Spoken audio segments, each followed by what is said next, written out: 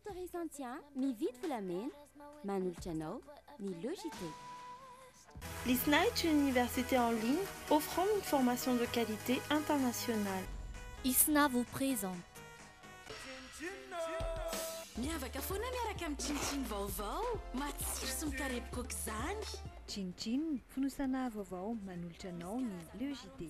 Oay, toa lasa mangirana sy malefaka tsara ny volondry. Natura Sady manitra sy tanora lalandavako kindry a. Natura ihany ikia. Vokatra Natura manolotra ho anao ny Logité. Nettoie manolotra ho anao ny Logité. Nettoie, liquide vaisselle à misy hanitra mandarine, citron, pêche miel, ary pomme verte.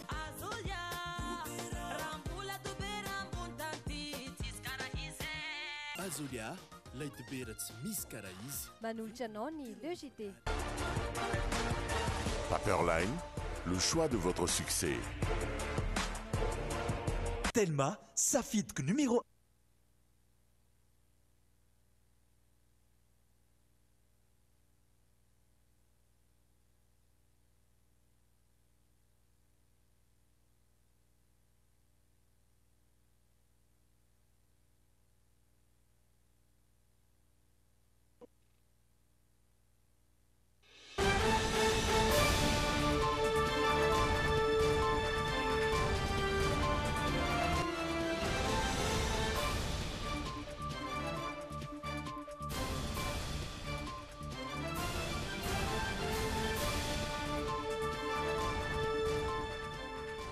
Miarabantsika indray tompoko lasy tompoko vavy amin'ny alatsinainy farany amin'ny volana oktobra ity fa 7 ny volantsika mazava ho azy.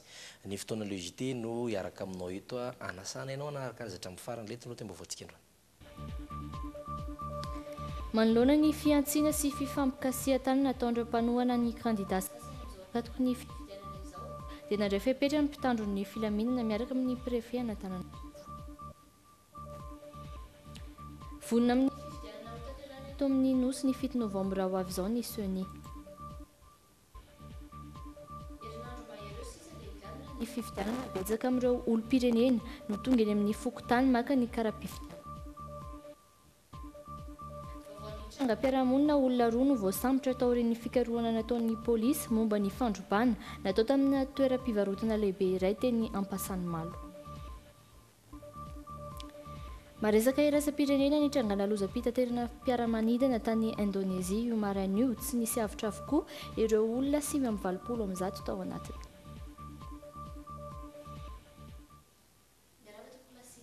Tonga soa ato anatin'ny Logité amin'izao alina izao. Dia tsika anaraka avy hatrany ireo vaovao nisongadina natokanay ao anatin'ny alahona. Paperline, le choix de votre succès.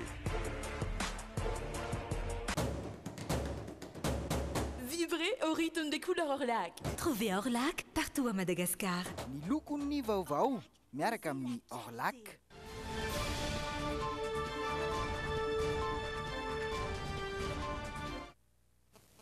Vao makasika ny fifidianana manoloana ny fiantsiana sy fampikasihan-tana nataon'ireo mpanohana ny kandida sasany amin'izao ankatoko ny fifidianana izao dia nandray fepetra ny mpitandron'ny filaminana niaraka amin'ny préfet Antananarivo renivohitra nambarin'izy ireo androany fa ho amafisina ny fitandrona filaminana any amin'ireo toerana isiny etsiketsika maro samihafa. Fezina ihany koa ireo mpanohana ny kandida tsirairay rehefa misy ireny fihetsiketsehana ireny ary ho atevena ny mpiambina ny tranon'ireo kandida tsirairay tsy ankanavaka fanampanazavana mikasika izay ndao rahantsika vedra. Eto koa zany dia misintona ny sain'ireo le kandida zany mba hiferyn'olona zay ngamba ny ilana an'ireny parti général mba hamezana baiko ny partisan amin'izay fihetsika tokony atao. Ny hevitra no tsy mitovy fa ny fampititana tsy mety. Zay zany faharoa manarakarak'izay mba mafisina koa zany ny patrouille. Patrouille zany indrindraindrindra amin'ireo zay toerana hipetrahan'ireo kandidata. Manambara ny fahavononany amin'ny fifidianana ho tanterahana eto amin'ny nosy ny 7 novambra avy izao ny voamera-pirenena maleo tena misana fifidianana ny Sony. Amin'izao fotoana izao efa miparitaka manerana ny faritra ny fitaovana ilaina amin'izany fifidianana izany ary ho atao anaty fangaraharaana tanteraka izany ho hiatrana izy ireo Rovasoa Andriampara no misy folo andro mialohan'ny anatanterahana ny fifidianana eto amin'ny nosy miandry fifidianana madio mangarahara ary ara-pomba demokratika mifanaraka amin'ny lalam-panorenana malagasy ny seny Madagasikara. Ny firosoana amin'izany anatin'ny fitoniana tanteraka no hitan'izy ireo vavaolana maharitra amin'ny rekrotana sy krizy mifanesy teto amin'ny nosy. Isan'ny olana sy fanontaniana mipetraka amin'ny mpifidina efatreto ny mahakasika ny lisam-pifidianana izay nahitana tsy fahatomombanana. Folo andro sisa dia ho tonga le fifidianana tsy ao anatin'ny folo andro no ahafahantsika ireglena an'izany problema rehetrarehetra zany. Miditra ao anatin'ny fifidianana antsika dia rehefa avy eo zay président république lany eo no miregle an'izany problema rehetrarehetra zay resahantsika mianakavy. Fa na hosokafantsika indimampolo ary io lista io dia mbola mijanona amin'izao foana le problema satria tsy regle mihitsy io problema io raha tsy ny état civil atsika aloha no milamina, raha tsy ny fanomezana karapanondro aloha no milamina dia zany rehetrarehetra zany no ahafahantsika mandamina an'le trangan-javatra rehetrarehetra zany. Fa raha eto tsika no hoe hanokatra lisam-pifidianana dia zay vao andeha ao anatin'ny fifidianana mbola mijanona amin'izao situation vao foana ny lisam-pifidianana fa mbola isy olona tsy tafiditra foana ao, mbola isy zavatra tsy mety foana ao anatin'le lisam-pifidianana satria le système mihitsy no miteraka an'izay zavatra. Vola mitetina iraetsy dolara no natolotra ny vondrona afrikana ny Madagasikara ho fanampiana mandritra ny fanatanterahana ny fifidianana ary ny tanterahana niaraka tamin'izany ihany koa ny fifanaovatry ny mpiara-miasa eo amin'ny Madagasikara sy ny vondrona afrikana. Ce que nous tous, à commencer d'abord par les Malagasy parce que c'est un processus malagasy, c'est des élections malagasy. Je pense que les autorités nationales, la CENI, tous les candidats doivent y travailler ensemble pour que le premier tour se déroule dans de très bonnes conditions, conformément aux principes internationaux. Parce que sachez que maintenant Madagascar est sous l'œil de la communauté internationale aussi, donc tout le monde attend à ce que ce processus se passe très bien. Efa miparitaka any amin'ny fatra sy mpiroampanatsambady tsirairay avokoa ireo fitaovana ampiasaina amin'ny fifidianana. Ankoatra ireo, isy ny fepetra ho raisina mifanaraka amin'ny lalam-panorenana ho an'ireo izay mini manakorotana mialoha mandritra ary ao aorian'ny fifidianana. Rehevan'ny olona ihany koa zany hoe iza lay filoham-pirenena tena mendrika hitondra filaminana miantoka ny fandrosoana eto Madagasikara. Tsy ny kaskety, tsy ny t-shirt, tsy ny fanolorana zato na ny fanolorana zato no hifidianana an'le olona, fa ny fidianana an'le olona dia ny fahamendrehany eo anatrehany zao trangan-javatra. Tsy ahivina fa ny 20 novambra izao no natanterahana ny fifidianana faharoa. Anatin'izay voam-pifidianana izay trano dia efa miparitaka anivon'ireo fokontany maro samihafa ireo karaha-pifidianana.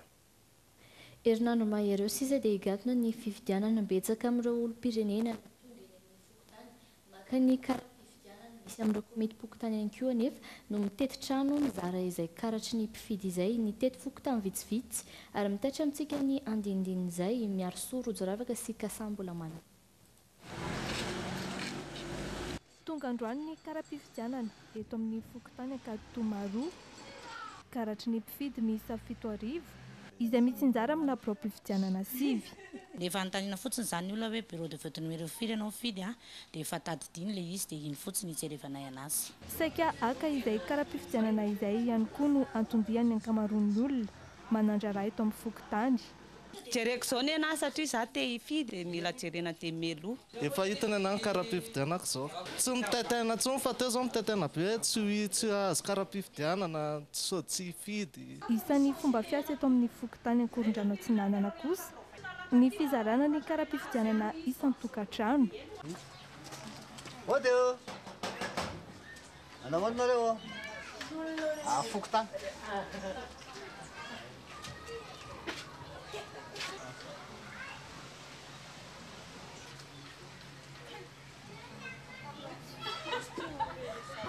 Hitandroana amin'ny fifanseana zany na le hoe embouteillage be sy ao amin'ny fokotany sy ao amin'ny fifidianana zany dia tsy maintsy amin'ny andro fifidianana zany dia zay mahatonga anazy zarena melo anamaivana le asa zany ma tokony efa mipetrapetraka daholo zavatra rehetra zany.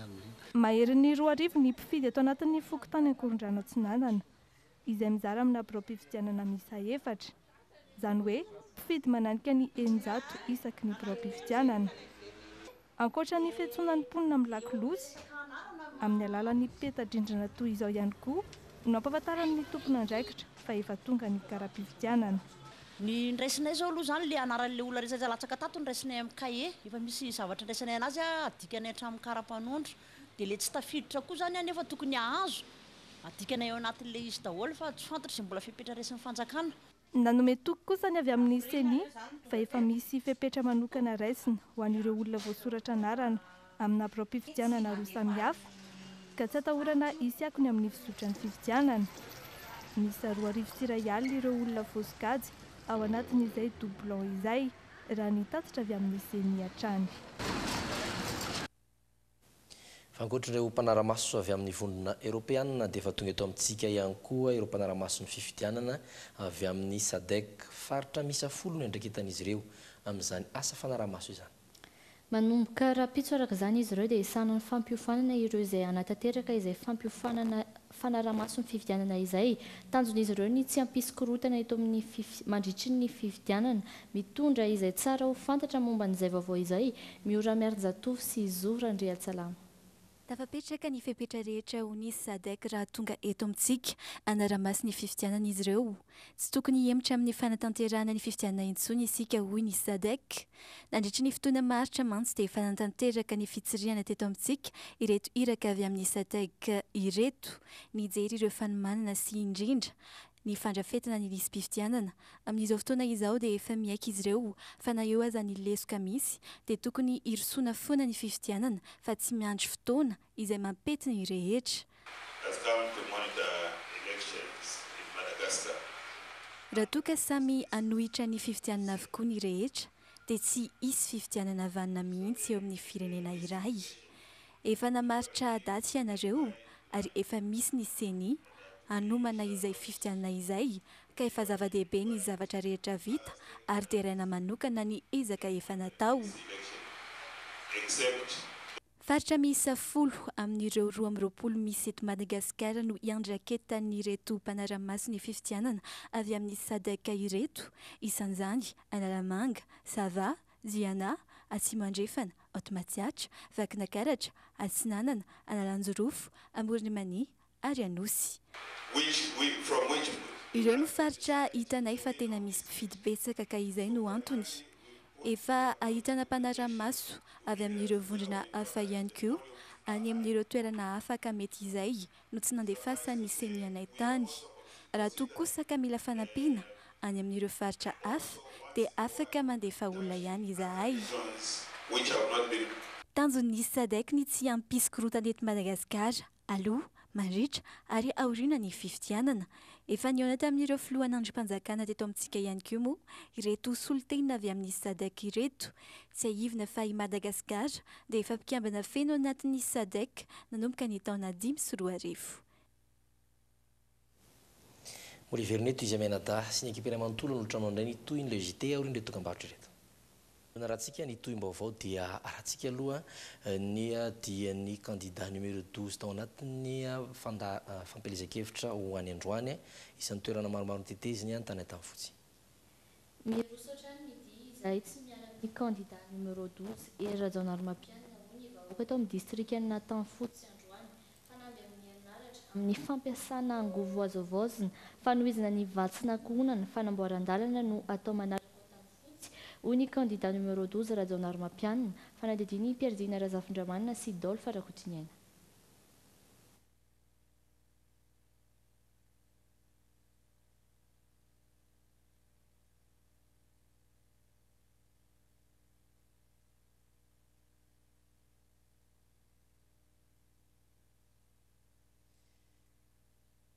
Misy lafiny teknika jerena kely ny mikasika an'izay fanadinan'izay raha tsy ahivina dia herinandro eo sisa dia ho vita amin'ny fampelezan-kevitra mitoetra ny fitateram-paritra ataon'ny candidat numéro 12 Erajaonarmapianina araka nambara teo dia tany an-tany fotsy izy sy ny ekipany Androany nandresy lahatra ny voaka androtsaka ny bileta nitokana misy ny croix eo amin'ny laharana 12.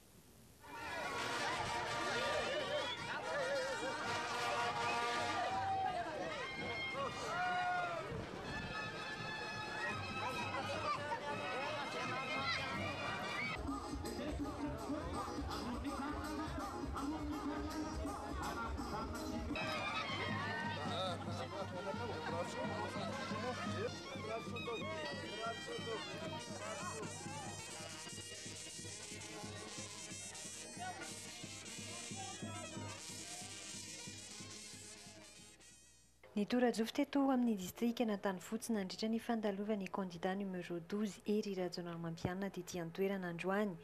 Tsy haino tanana intsony ireo mponina tetỳ an-toerana tamin'ny 10 Ramaraina. Fotoana tokony hamonjen'ireo mponina eto amin'ny distrika n'Antanivotsy ny asa andavanandrony nafon'izy ireo hanefa izany mba hionana amin'ny candidat numéro 12 Hery Rajaonarimampianina resy lahatra tahaka ireo efa nanaradia azy any amin'ny faritra maro mantsy ny mponina etỳ an-toerana fa ny candidat irery ihany no mahalala ny etaeta ary mitana ny teny nomeny. Marina aloha fa nahavita zavatra betsaka mihitsy izy amin'izao ka hatramin'ny aniny iny vita tsara mihitsy ny zavatra mombana zenika sainy vita rehetra daholo mihitsy. Izay mba vohitra be mantsy. Ie dia mba manaiky ny vahoaka rehetra izany mba hifideny filoha numéro 12. Izay izany mba manaiky vahoaka rehetra tsika. Efa mazava rahateo ny safidy ho an'ny mponina eto amin'ny distrika n'Antanivotsy sy ny manodidina. Ny candidat mpanorina ny asa dia ny candidat numéro 12 no ilain'ny rehetra fa tsy mila olon-kafy intsony. Za tsy ala amin'ny numéro 12 Hery Rajaonarimampianina. Ina zao ny anton'izay? Teo amin'ny fitondrana izany dia mba nisy zava-tsoa hitako. Manantena fa ho vita amin'ny premier tour. Raha ohatra amiko aloha izany dia manentana amin'ny vahoaka mihitsy izany mba hifidy anazy mihitsy izany mba tsy hisalasala mihitsy mifandrotsahana amin'ny vatony. Mino fa premier tour dia vita. Manatrika ny anina eto ny propagandany Hery satria mitady fandrosoana izany mba hivota ny tantsaha. Vonina ny ampandanitra teo ny candidat Hery Rajaonarimampianina ny ben'ny tanàna rehetra ety amin'ny faritra nazava ihany koa ny takin'izy ireo dia tsy hiverenana ny Madagasikara amin'ny krizy intsony. Izao vahoaka n'Antanivotsy manotronanao hitanao amin'izao fa hoy izay hoe tsisy fiverenana faharoa ty fa premier tour dia vita. Manaraka izany dia amin'ny anaran'ny fikambanan'ny asavitra moringa sy ny vatsin'ankohonana izay atao aty amin'ny distrika n'Antanivotsy. Raha eto amin'ny commune n'Antanivotsy fotsiny amin'ny sokotany valo amby roapolo. Mahazo ny vatsin'ankohonana sy asavitra moringa izany. Zava-dehibe aminay izany fa ny zavatra natao tany amin'ny repoblika voalohany tao amin'ny fitondrana vao nisy nanetsika izay. Ao andamosinao zahay tompo, manohana anao zato isan-jato zahay. Izany dia manantena fa tsisy fiverenana fanolona mihitsy ny fifidianana ity raha zao vahoaka n'Antanivotsy zao. Tantsaha ankamaroany ny mponina etỳ an-toerana ampahibe maso no nanambazan'ny candidat Hery Rajaonarimampianina fa hotohizana ny fanatsarana ny vokabary mba hahatonga ny Madagasikara aleo tena amin'izany ankoatra ireo foto-dravitra samaro. Ary efa dia tianao fanamby aminao, tianao fanamby amintsika, na tanora ianao, na vehivavy ianao, efa na ankizy ary ianao manatrika, dia hoy hoe lazalazao dada, afarafaro ineny lazalazao ny havana rehetra, fa izao mbola toizantsika, ny asa rehetra izay efa nataontsika, eo amin'ny fahasalamana, eo amin'ny fampianarana, eo amin'ny lalana, eo amin'ny rano, eo amin'ny herinaratra, ary indrindrindrindra le falazaiky teo eo amin'ny seritry ny fambolena satria zay ihany no antoko ny fampakarana ny fampianatsika. Ka raha hifidy ianao amin'ny fafito ny volana novambra dia hoy za hoe ny candidat numéro 12 faharoambefolo efa sany ady anao ny asa ho anao mbola hiasa anao ary anao hiasa be ho anao toklasy tovavy. Candidat ny fanarandalàna izay no nahafantarany rehetra ny candidat Hery Rajaonarimampianina efa hita taratra izany nandritra ny taona maro nitondrany. Izay ny fampandrosoana ihany koa ny candidat Hery Rajaonarimampianina ary izy irery ihany no manana ny vina lavitrezaka. Efa raha sanatria mbola tsy fantatrao indrindra ianareo tanora dia izao efa miroso amin'ny fanomezana sy ny fanamboarana ny angovo azo avozona itsika. Izany hoe avy amin'ny riandrano, avy amin'ny masoandro, avy amin'ny rivotra. Ary ny anankiray izay lehibe indrindra amin'izany ho ataontsika eto Madagasikara dia ao Saofika ao amin'ny commune rural'ny Belanitra izay eto amin'ny distrika Analata tsy hoe amin'ny herinaratra fotsiny any Madagasikara fa ho amboaritsika ny lalana ka ireto lalana ireto atao amin'ny faritra no amboarina Antanifotsy, Tsinjoarivo, Ambohitipoina, Ambohitivoina, Ambatomanga, Amin'ny 7 novambra izao no anatanterana ny fiodinana voalohany amin'ny fifidianana filoham-pirenena eto Madagasikara. Sari-patarina ny candidat numéro 12 ao anatin'ny bilda tokana. Ahitana ireto sary ny roa ireto izany.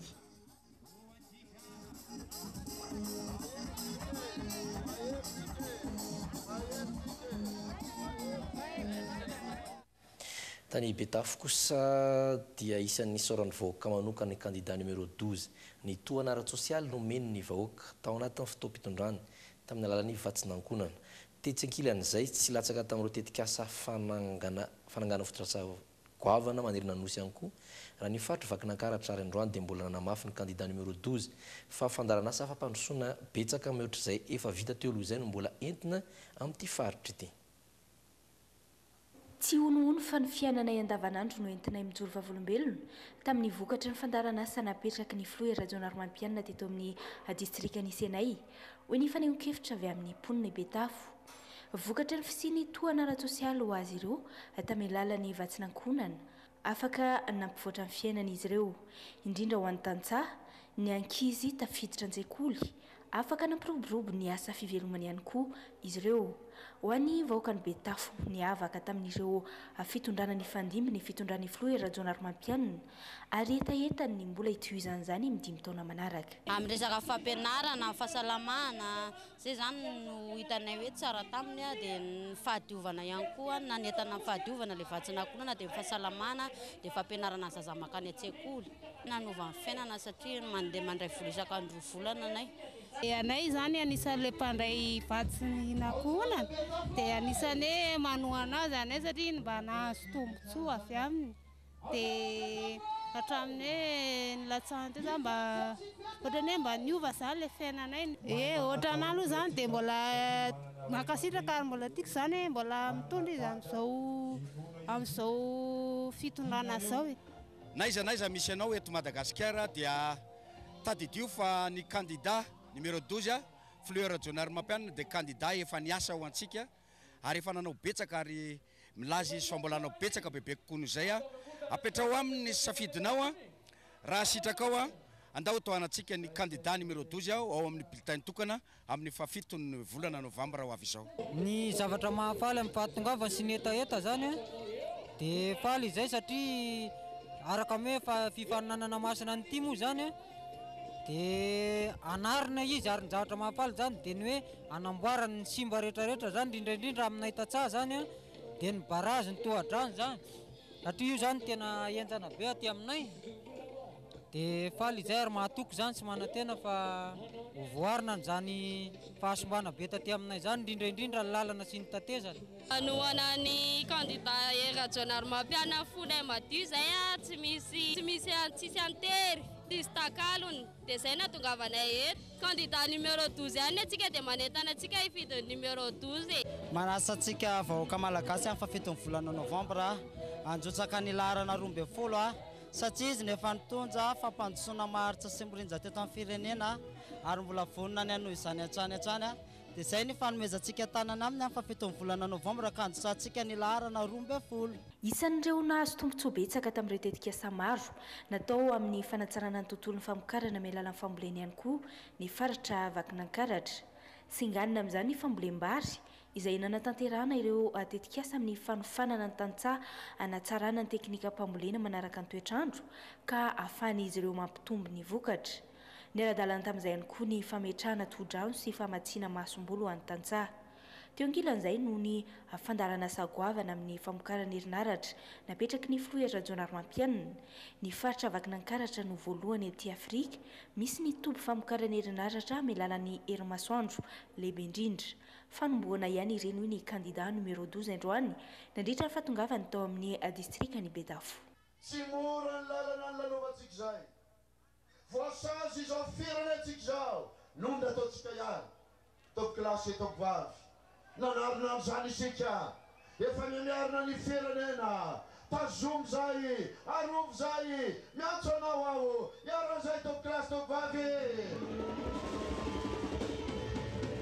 efa nitondra fampandrosoana be dia be tao amin'ity fahavakina karatry ity isika toko kilasy toko vavy ao ny lalana ao ny hôpitaly ao ny lafin'ny fampianarana betsaka nentsika ary indrindrindrindra ny eo lafin'ny fambolena toko kilasy toko vavy sy ny fiompiana satria zany no hiteraka fampandrosoana ny falim-piainanao zany fanamby ataoko amin'ny taon'ity androany ity ary zany mahatongatonga mijery anao angataka aminao ny fanolotanana isika nampiora janary mampianina mbola iady amin'ny herisetra iady amin'ny fampiororona satria tsy matahotra an'izany izy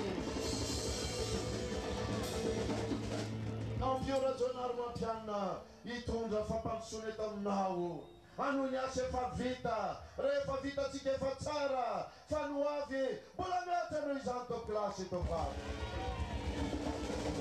tafahoana ny tisymanina ankilany vahoaka mangetaeta ny toizan'ireo asa fampandrosoana nentiny filohera jonary mampianina hateto amin'ny firenena andany ny fandarana asa napetraky ny kandida numéro 12 izay mamaly indrindra ny etaetany vahoaka ary mametraka olaharam-pahamehana hatrany ny fisandratana mipakany amin'ny isambatan'olona izenona te amin'ny vaovao hafa isika vaovao ny trangam-piarahamonina nisy nandroba ny tranombarotra iray teny ampasamalo ny herinandro lasa teo mitetina anjatony tapitrisan'ny fahavoazana vokatra izay olona roa no voasambotra tao aorian'ny fikaroan'ny polisy no tanana vonjomaika eny Antsefany iray ilay faharoa kosa nalefa eny Antanimora. Herinandro taorian'ny nitokanana azy no nisy namaky ny ivitoeram-pivarotana lehibe iray tetỳ amin'ny faritra Ampasanimalo. Tranombarotra 3 tao anatin'izany no norobain'ireo olon-dratsy. Ny roa voalohany dia fivarotana firavaka vita amin'ny volafotsy sy volamena miaraka amin'ny vato sarobidy. Ilay fahatelo kosa fivarotana finday. Voalaza fa mitetina anjatony tapitrisan'ny fahavoazana.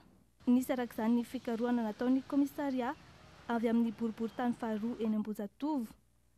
Nahitam-bokan'izany ka nahatratrarana ny iray tamin'ireo roa lampandroba. Voasambotra ihany koa taorian'izay ny iray nividy ireo entana halatra.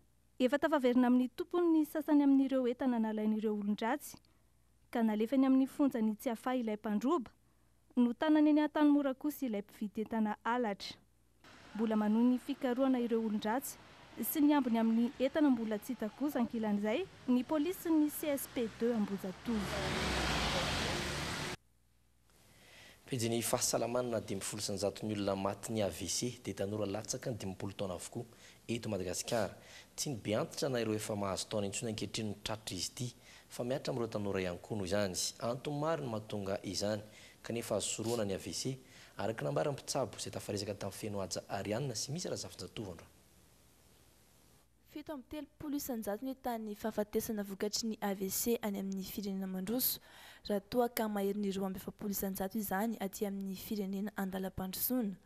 Ny fahatapahana lalandra dia vokatry ny arerahana sy ny tsy fitandremana ara-batana na ara-tsakafo. Na izy io misy tsetsina ny lalandra ao anatin'ny atidoha zany. Na io zany tsetsina manontolo na io tsetsina amin'ny ampahany. Amin'ilay voalohany zany rehefa tsetsina izy dia lasa misy ampahana loha zany tsy mahazo raha dia tsy mahazaka an'izay tsy fahampiana raza mihitsy ny atidoha. Ny faharoa indray dia na misy mitritra ilay lalandra. Mitritra zany lalandra anatin'ny atidoha dia misesika makany anaty doha ny lalandra dia lasa voatery zany io atidoha io. Ambony ny tany fahatapahana lalandra eto Madagasikara raha ny fanajejiana nataona fikambanana mpitsabo iray. 7 isanjato izany ny taona 14 ary 5 isanjato 5 taona taty aoriana. 7 isanjato izany ny taona 14 ary manodidina ny 4 isanjato ny tapa taona voalohany ny taona 14. Na dia latsaky ny 50 isanjato azy ireo salanisa ireo dia hita ho ambony ihany izany. Antony mahatonga izany ny amaroan'ireo latsaky ny 50 taona tratran'ny AVC eny fa na 50 taona aza ny salan'ny taona ireo tratran'izany eto amintsika. Ny fiarovana an'ilay izy mazava-dehibe amintsika. Fiarovana an'ilay izy dia ny fampiasam-batana isan'andro asa vatana zany na io ditongotra ary dia efa mety a ny ditongotra miezaka manaditongotra isan'andro zany a ny fampianana vatana amin'ny ankapobeny tsy tokony miezaka ho lehibe zany fa mba fiainana zany ny sakafo hoanina sakafo mampatavy zany ohatra ny zavatra misy misy farinina reny patipaty reny a reny mofo a ny hena matavy ny zavatra matavy amin'ny ankapobeny zany a dia fihinan-kanina betsaka mihinan-kanina be tafahoatra mihitsy zany. Ny sakafo zany tokony betsaka ny voankazo karazany maromaro mihitsy a sy ny legioma na ny anamaitso zany tokony betsaka amin'ny sakafo betsaka. Tokony tsisy toaka sy ny sigara koa zany tokony ajanona. Mety mitarika ho amin'ny fahafatesana ny AVC. Misy kosa ireo mety tsy afaka miarina intsony na mampiasa ny ratsambatany noho izay fahatapahany lalandra izay. Andro maneran-tany ho an'ny AVC ihany koa ny andron'ny 20 oktobra. Tanjona ny anentanana ny tsirairay anatona toeram-pitsaboana entina hisorohana izany raha vantany vao mitranga ny soritreretina voalohany. Mbola hitantsika amin'ny tapany faharoa makasika an'izay AVC izay fa any ivelany nitrangana lozam-pitaterana bakabaka tany Indonezia io maraina. Tsy nisy avitra avokoa ireo olona 720 tao anatiny raha ny vaovao farany dia minitra vitsy taoriny ny ainganan'i Jakarta dia efa nangataka ny iverenany ilay mpanamory ka tao anatin'ny famolavolana izany indrindra no tapaka ny fifandraisana tamin'ilay fiaramanidina. Olona 720 no maty vokatry ny fianjeran'ny fiaramanidina kompania indoneziana Lion Air. Ny ainga tao Jakarta izy ity ary nikasa ho an'ny Pongkal Pinang. Nangataka hiverina ao an-drenivohitra ilay fiaramanidina fotoana fohy taoriny ny aingany ary tokony ho tamin'ny 9 sasany maraina no tapaka ny fifandraisana taminy raha toka tamin'ny 9:09 no ny ainga tao amin'ny serana fiaramanidina izy. Ny anjera tao anatin'ny ranony Java ilay fiaramanidina raha nivokatry ny fikarohana izay efa natomboky ny teknisianina. Sur les 189 personnes à bord, il n'y aurait aucun survivant. Ity ilay fiaramanidina ny volana aogositra teo izy no nomena io kompania io hiasany saingy efa nandalo fanamboarana noho ny olana teknika raha ny fanambarany ny tale general ilay kompania hatrany. Raha ho an'ireo mpiasa tao anatin'indray dia olona efa zadraraha avokoa izy ireo ary 9,000 ora nasidina no vitan'ilay mpanamory ary 5,000 ora no efa vitan'ilay mpanampiazy. Nanomboka ny taona 7 hatramin'ny taona 12 no tafiditra tao anatin'ireo lisitra mainty ny vondrona Europeana ny kompania Lion Air. Ireny ny vaovao tao amin'ny tapany voalohan'ny logité izao takariva izao a ao reny dokam-barotsika dia hiditra indray amin'ny tapany faharoa.